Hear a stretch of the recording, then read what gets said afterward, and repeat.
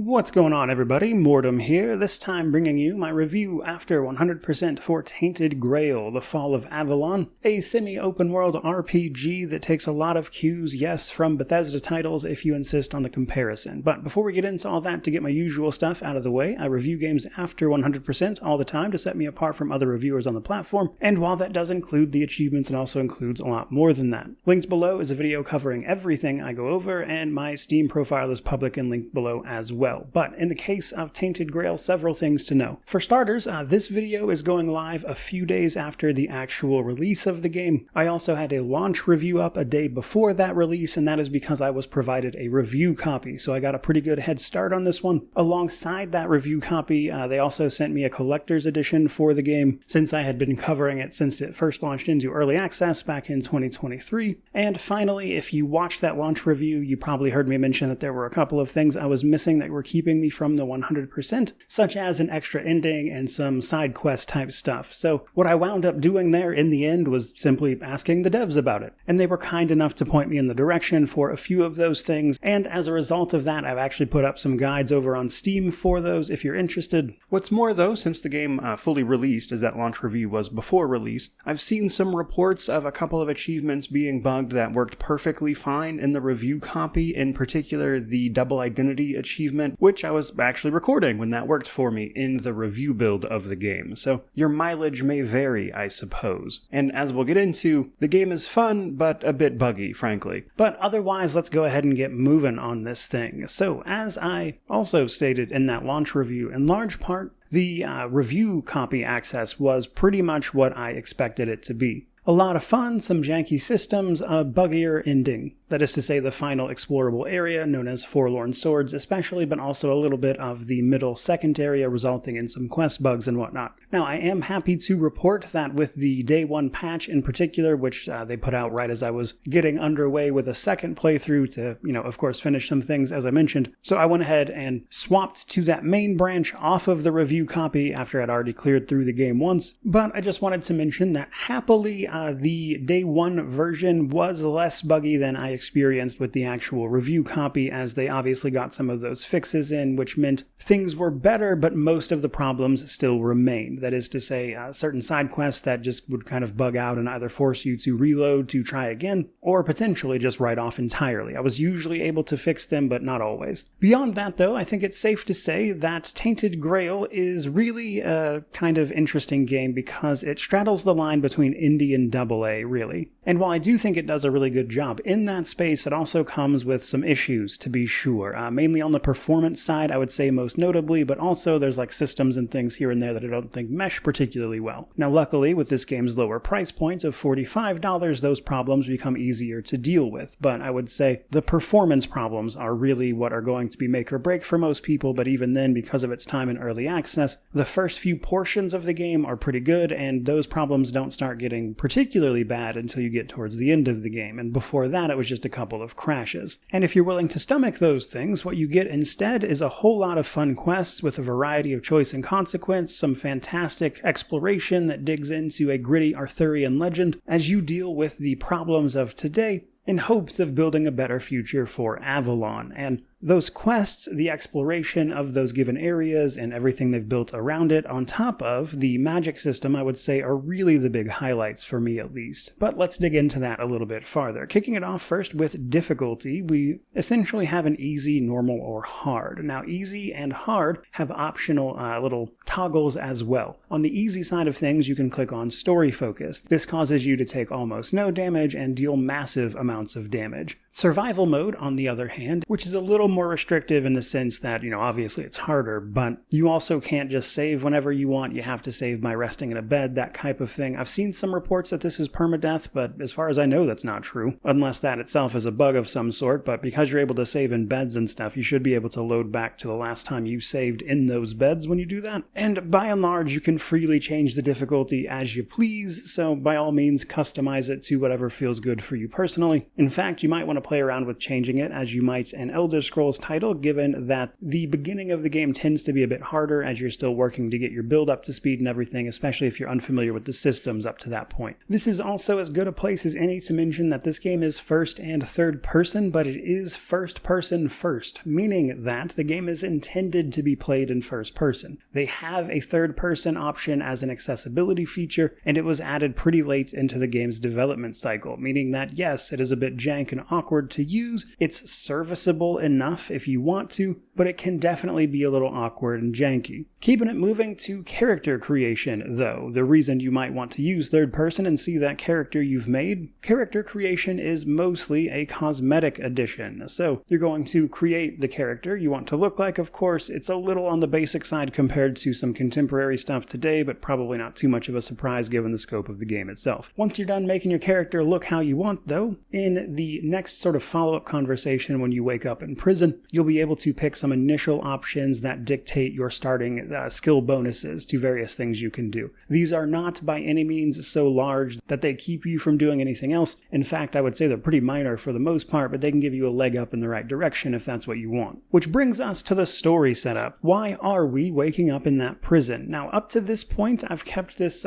pretty mellow in terms of things like spoilers and whatnot, but because that earlier review for the launch of the game exists, I am going to go a bit more in depth here than I probably would normally. Still not going to go like plot beat for plot beat, mind you, but there is some stuff that I figure I could probably cover here in the 100% review since I did that launch version. Now, at a sort of broad level, the story of Tainted Grail is about our character waking up in prison with the Red Death. The Red Death is a virulent plague that has been sweeping the island of Avalon, and it is very fatal, as you might expect. And the Red Priests at this island asylum you find yourself in have been experimenting on people trying to find a cure for it, and in fact they've done some pretty messed up stuff to you. You don't have to endure that for long though, because you are sprung from this prison by Caradoc, a person who kills the guards and leads you to the exit, but your path just so happens to lead you through an old ruin of some sort that brings you into contact with a soul, which turns out to be none other than King Arthur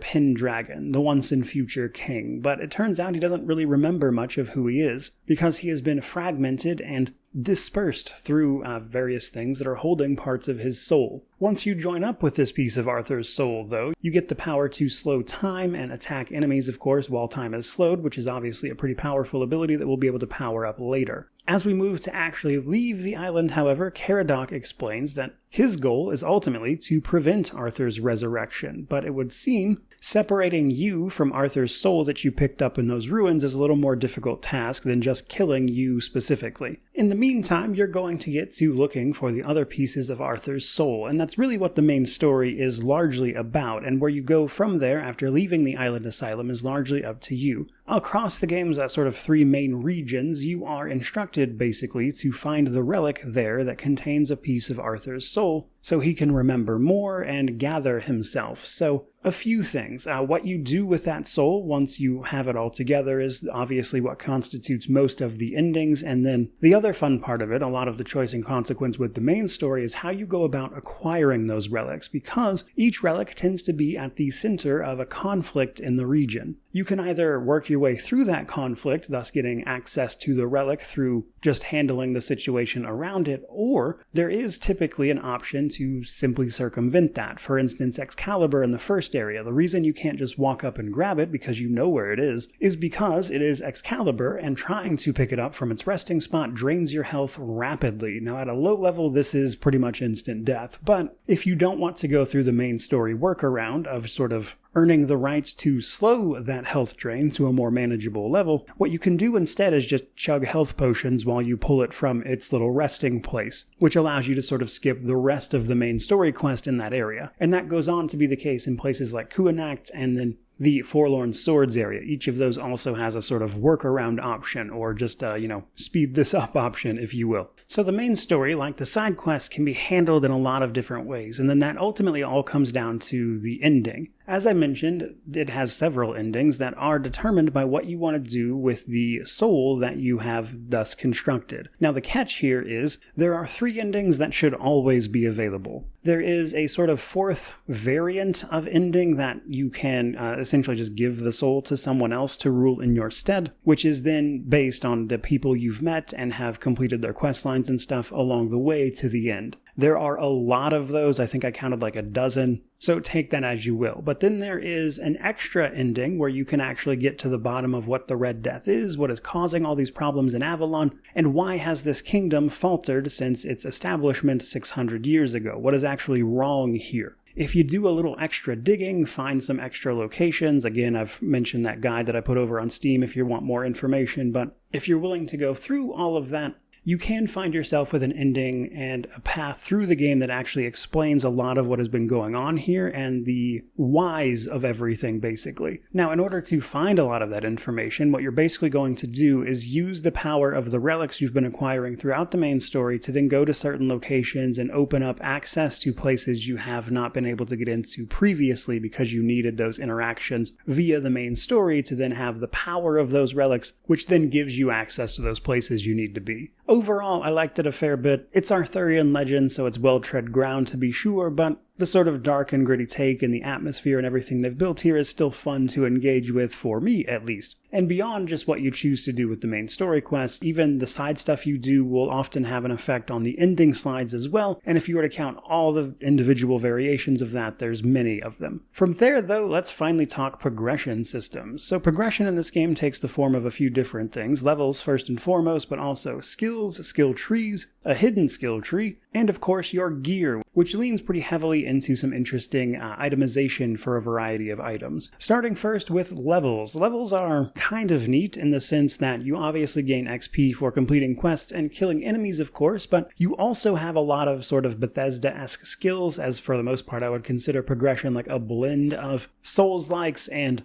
Bethesda titles, really. So you will use and level up various skills that function with things like sneaking or theft, agility, evasion, all that stuff. But the catch is, leveling those up does make you a bit better at them, yes, but it also grants you experience for each level up, which then obviously contributes to your actual player level. When your character levels up, you're given an attribute point and a skill point. So the attribute points will be spent on the game's various attributes, which of course have a bunch of secondary stats that they affect in a very Dark Souls sort of fashion. This is important because items do have attribute requirements, meaning that there's stuff you won't probably want to equip until you have the appropriate attributes. You can always equip the item, to be clear, it just has a drastically reduced effect if you don't meet the requirements. There's a couple of interesting ones here, but for the most part it's what you would expect in most fantasy games, but as an example, spirituality is where you're going to go if you want to be a mage, as an example. Endurance is useful for everybody. Strength is useful in a variety of cases, to be sure, but is most useful for warriors, of course, things like that. Though I will say magic, especially in the early game, tends to play a lot easier than being a warrior, and we'll get into that. But I did mention that we also get skill points, so we spend these skill points in our various skill trees. These are divided up mostly by your attributes. Now, while you don't have to meet any minimums for an attribute to put points into these skill trees, they will give you a rough idea of what scales with what. For example, spirituality is obviously what you need for scaling for your magical abilities, because spirituality gives you spell power, which of course boosts your spells, and then the skill trees for all that stuff is also in the spirituality skill tree. It is, for the most part, a combination of your actual skill plus its attribute, and then whatever you've put into the skill tree that determines how well you're going to, of course, be able to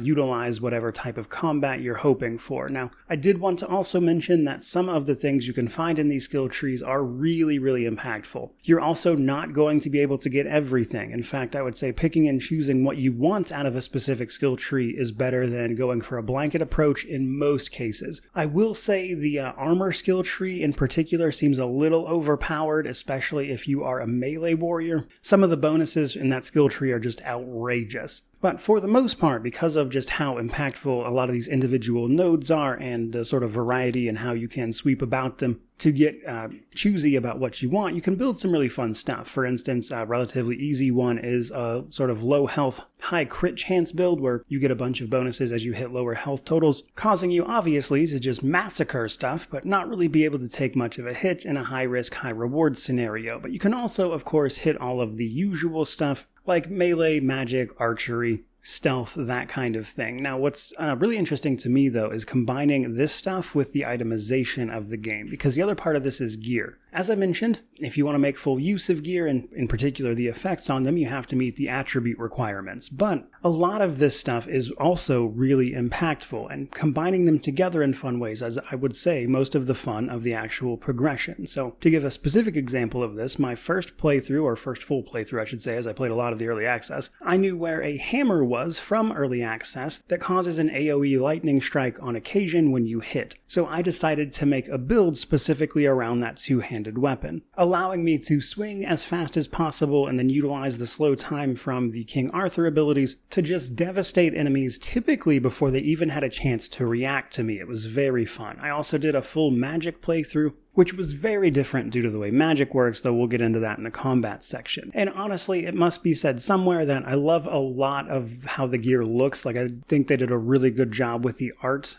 and how individual sets make your character appear. Like, everything looked really badass, which I always appreciated. Now, the last bits of progression are slightly spoiler territory, so just a slight warning before we dip into those. I mentioned an extra skill tree. Well, it is possible through a side quest in the second area, Kuanacht, to get access to the Red Death skill tree. This skill tree is all about, if you invest into it, mind you, gaining stacks of Lament. Lament increases your damage as your health goes down, to put it simply, and obviously more investment in that skill tree makes it even better. I also alluded to some bonuses for King Arthur. So you get that slow time ability right as you pick him up, but as you advance the story and get access to those relics and things, you get the ability to power up that slow time effect, making it even stronger as you go. So imagine you were able to combine Skyrim's slow time shout with some other stuff, and you'd kind of be on the right track. It can get very overpowered. All of that brings us to the gameplay and world, however. So, on a functional level, as I've mentioned, the world is divided up into three distinct areas: the Horns of the South, Kuanacht, and Forlorn Swords. Of all three of those, I would say Forlorn Swords winds up being the weakest because it has the least amount of content, and unfortunately is in fact the buggiest, as you can usually expect from early access games that don't test the entirety of the game but only the beginning portions. As of the day one patch, I didn't have any problems here, but if you were to run into bugs, it would not surprise me, frankly. I had issues with more than a few quests in this area that caused me to reload and have to take multiple swings at them, so there's room for some annoyance, to be sure. But outside of that, I would say these three areas, on their best day, really come down to exploration and questing. There is a lot of fantastic stuff to find that looks incredibly cool, and honestly, I think the side quests tend to be fantastic. There's a lot of just really fun stuff to do, a lot of which is hidden and isn't explicitly mentioned. As an example of this, a lot of my favorite quests come from the second area, Kuanacht.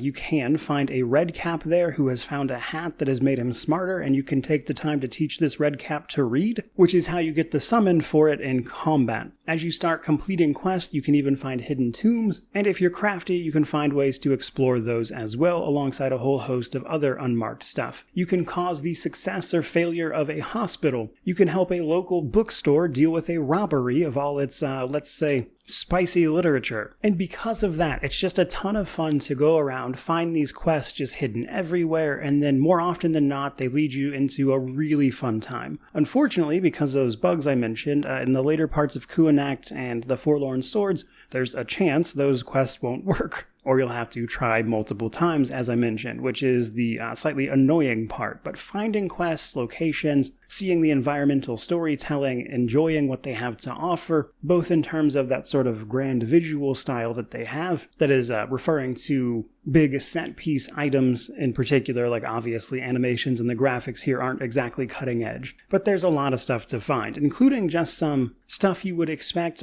bandit camps, which will usually have a leader, which is often the target of bounties in the settlements, druidic shrines that if you leave an offering will provide you druidic gear, which is great for or spellcasters, or Shrines of the Stag Father, which will reward you with versions of, let's say, natural items warped by the weird, which we'll get into momentarily. But doing all that stuff alongside some dungeon delving, seeing the decaying kingdom of Camelot alongside the encroaching elements of the Fey Wilderness is just fun, in my opinion. I really like that a lot, and I'm a big fan of the art style at play here, which definitely helps for sure. But the other part of exploration and questing you have to watch out for is Weird Night. So the game has a day-night cycles, NPCs have schedules, there's a justice system, all that stuff, but at nighttime in particular you have to be careful. You either want to be in a settlement or at a bonfire most of the time, and this is because at nighttime, outside of the settlement protected areas, you'll often be attacked by elements of the weird, a strange force that surrounds Avalon and is the cause of no small amounts of the problems here,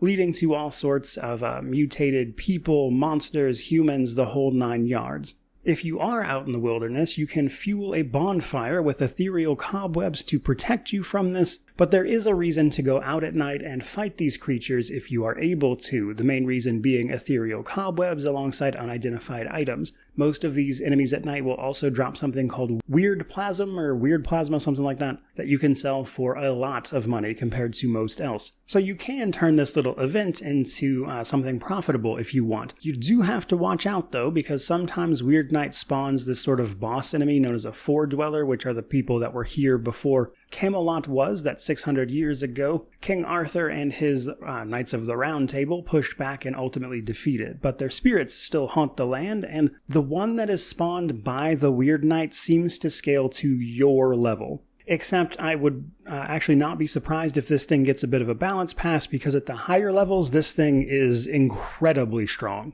Like, even with really good builds, you can do almost no damage to it, and it hits like a truck, which means you spend a lot of time dodging out of the way and just doing chip damage to the thing, which gets kind of old, honestly. But all the supplies or money you gain from engaging in stuff like Weird Night can then be turned around and spent on items or crafting, which itself can then lead back into quests and provide you different options for a variety of different things, and all that's usually going to take place in those settlements, where you can also access stuff like player homes, or deal with the game's justice system. I will mention that while the game does have a justice system, much like the player homes, they tend to lack a bit of impact. This is because I have yet to find a vendor that will accept stolen goods. It's entirely possible that I missed it, but they are rare enough that I just stopped bothering to steal things, and that's not least of which as well because there are many things in settlements you can just take that aren't stealing, and it usually just wasn't worth the hassle at the end of the day. Player homes are another example of this. While they are great for role-playing reasons, functionally they tend to be a little more inconvenient because they are often farther away from things like fast travel points, etc. than the actual crafting benches or vendors than the regular old fast travel point is. Horses also play into this. There are so many fast travel points everywhere that you don't really need a horse to go anywhere, but the option is there if you want it. But my point being that a lot of those little systems that the game has a multitude of can lead to this feeling of a bit of bloat where a lot of them just don't feel like they have much of a purpose, which can be frustrating. Now,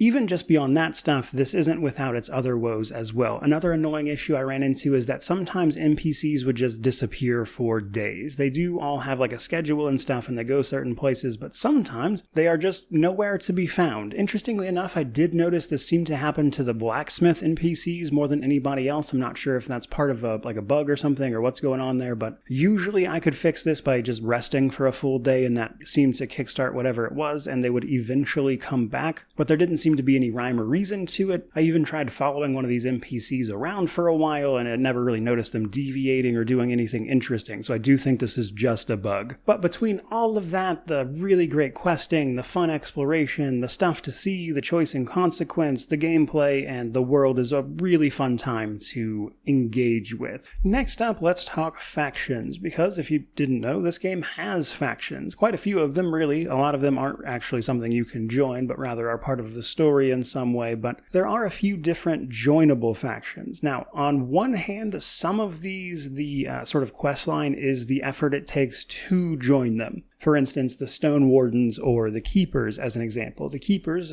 you'll encounter very early in the first area, and if you play your cards right throughout that questline, you can join them at the end of it, which grants you an improved version of their armor and a couple of extra quests. There's not a lot of tangible benefit to doing it besides that, outside of just role-playing, of course. The Stone Wardens are somewhat similar. You have to kind of learn about them through some quests in Kuanacht, and then double back to the guy who will put you on the quest to actually join them in the Horns of the South before working your way back to Forlorn Swords at the end of the day. And it's a lot of effort to, at the end, learn their secrets, as they're all about knowledge of the Forge, that kind of thing. They sing to the stone as well, and then at the end of their quest line, you get to join them, and then that's just kind of it. There's also the Alchemist Guild, and then the Children of Morrigan. Of all of the joinable factions, I would say the Children of Morrigan were my personal favorites. Their quest line had a lot of different approaches to the quests themselves, some choices, and it felt the most like what you might think of as like a traditional faction quest line in this kind of game, and I liked it a lot. It was pretty cool. And then last but not least, before we move on, there is technically speaking romance in this game. I'm not really the type of person to care much about that stuff personally, but there is a little bit of it in the game. It's very bare bones basic. I wouldn't get too excited, but it is something you can do, sure. But the other big part of that is naturally combat. Honestly, probably the biggest part of that. Now, at a high level, this I would say is where the game is actually the most like the other Bethesda titles, especially games like Skyrim, which see you equipping something to both hands, which means you can hit most of the archetypes you can in Skyrim: dual wielding, magic, archery, stealth archer, certainly an option. A little hard in the beginning, but certainly gets pretty powerful towards the end as well.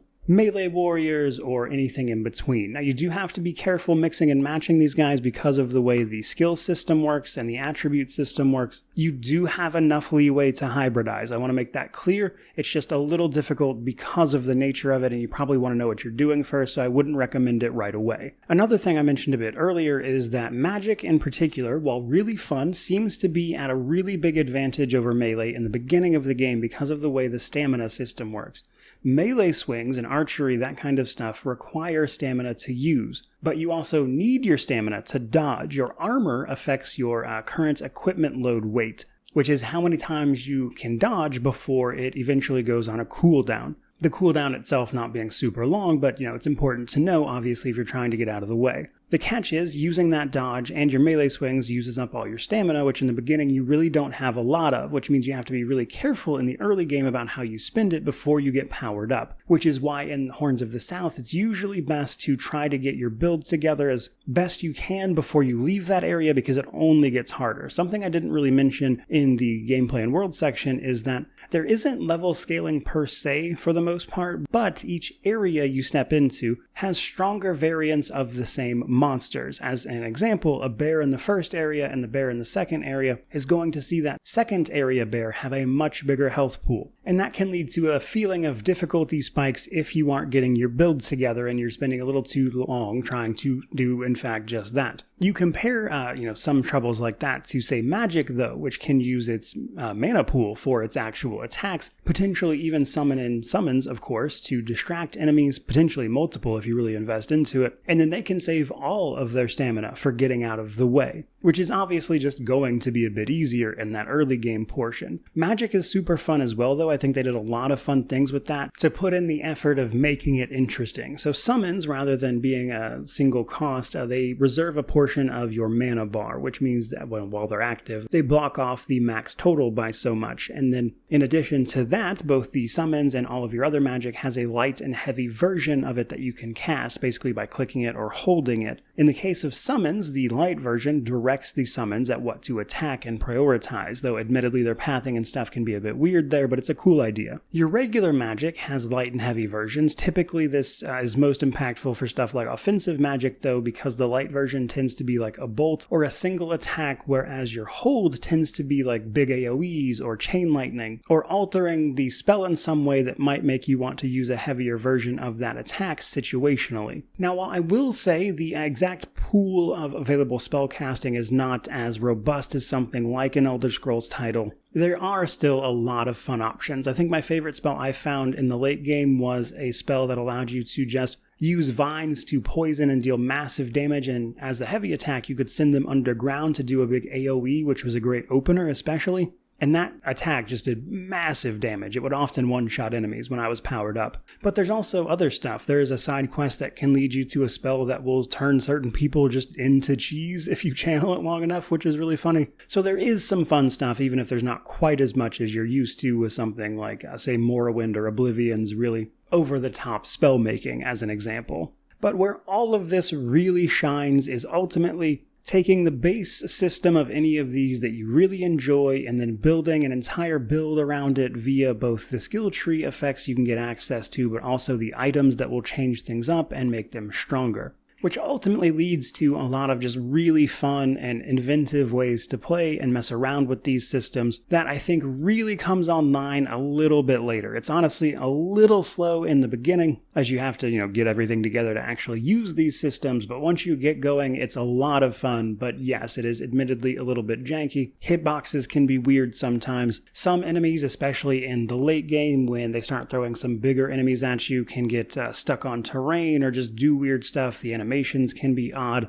So even here, there's a lot of minor gripes that can be annoying, to be sure. But that does bring us to our Steam Deck section before we start wrapping this up. So the Steam Deck is officially verified, but honestly, its rating should probably just be playable, because it is playable, but it's not great. It does well in the more closed-off areas, but when you get to the open areas, the frame rate tends to tank. I seem to average around 20 by default, and if you're willing to do some extra stuff and mess around with some settings, you might be able to get it up to 30, but it would take a decent amount of effort on your part, and the issue there, obviously, is that is not out of the box like verified is supposed to mean. So it's certainly playable on Steam Deck, I just don't know that I would agree with that verified rating in particular. Though that does bring us to our positives and negatives before we start wrapping this thing up. So, positive side of things, exploration, the side quests, building a character, even some of the main story choice and consequence, I would honestly probably say the really important stuff in an RPG, in fact, especially one in the genre of which this is trying to pull off, is a ton of fun. I think they did a really good job here, and in fact, so much so that it kind of gets me excited for where they go from here, because I think if they let all this work and experience they put into this game go to waste, it would be a real shame.